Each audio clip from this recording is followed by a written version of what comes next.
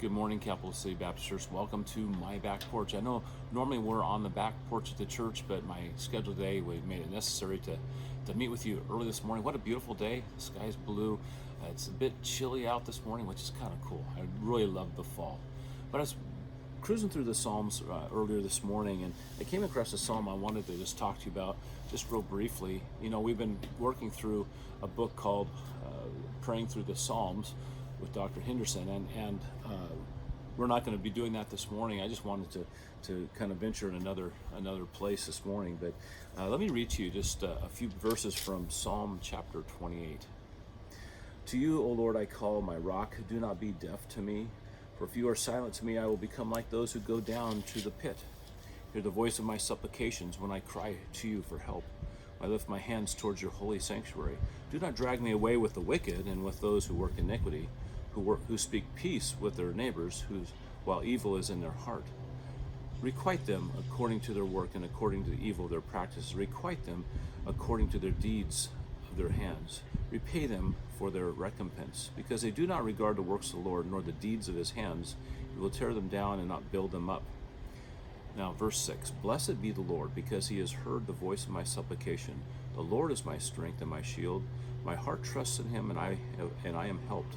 Therefore my heart exults, and with my song I shall thank him. The Lord is their strength, and he is a saving defense to his anointed. Save your people, and bless your inheritance.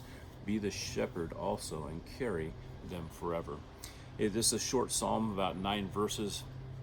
And many of David's psalms, you'll hear him praying for deliverance or protection from his enemies. And those were people that were literally trying to kill him. Now, do we run into that today? Maybe somewhat in some very heavily persecuted areas where believers are. They are being sought out, persecuted, and killed for their faith. But I don't think we encounter that today. But often we cry out in supplication or in request, is what that means, to God. We throw up our hands and help me, take me away from this. And oftentimes God does, and oftentimes he leaves us there because he's attempting to teach us truth, something about him, and that we need to learn, and learning to trust in him and not just throw up our hands. We need to look and see what God has us in each and every situation we're in.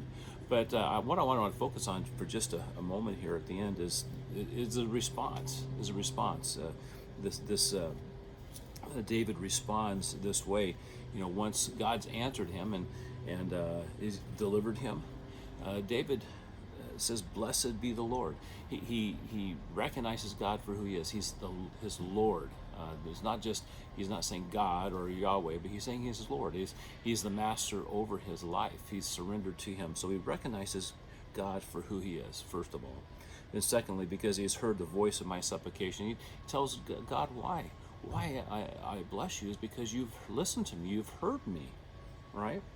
And then he makes some acclamations here. He proclaims that the Lord is my strength and my shield. He tells us, he tells the people that are listening what God is, who God is, his character, his strength and his shield. My heart trusts in him, and I am helped. David's talking about trusting in God, putting his trust in God, not in himself, not in David was a mighty warrior, right? But he felt that he was under pressure and attack, and he needed help, so he went to God for that help. He trusts in him. Therefore my heart exults, and with my song I shall thank him. So from his heart, we read this praise, we hear this praise from him. And part of his praise, remember David played that little harp, right? And music and song was part of David's life. And so here we see that from his heart, this song of praise comes, and he thanks God. He thanks him for his deliverance, thanks him for his protection. Because he's stating the Lord is their strength. Or oftentimes you see the word salvation there. The Lord is their salvation. And he's saying there is speaking of God's people, of himself. And then he is a saving defense to the anointed. So once again, he's recognizing God's providence for those he loves, for those that he's saved. You know, Peter tells us that we have an inheritance, incorruptible, undefiled, that fades not away, speaking of our salvation.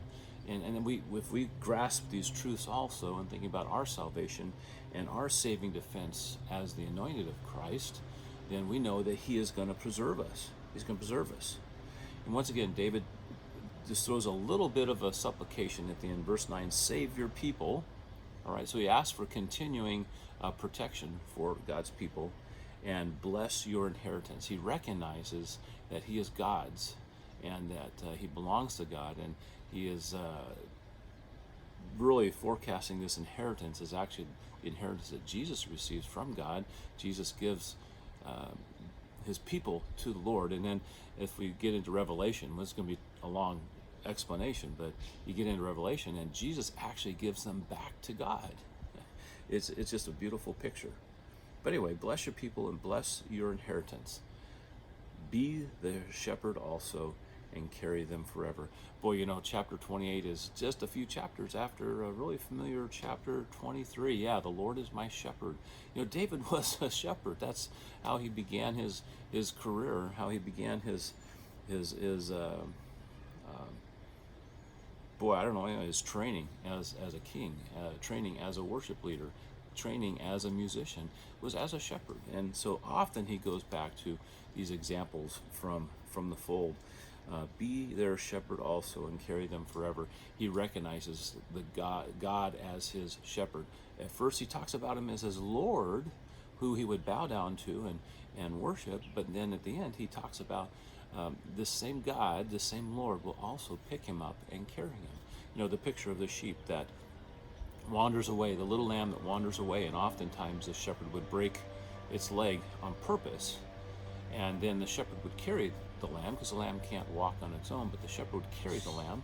So the lamb knew that if it wandered away, God would discipline him, would the shepherd would discipline him and with the broken leg, but yet God would take care of them and preserve them and carry them. And what a great picture for us today as David wraps up this Psalm 28, a short psalm about praying for help and deliverance and receiving it, and showing us that picture in those last verse or last sentence, be their shepherd also and carry them forever.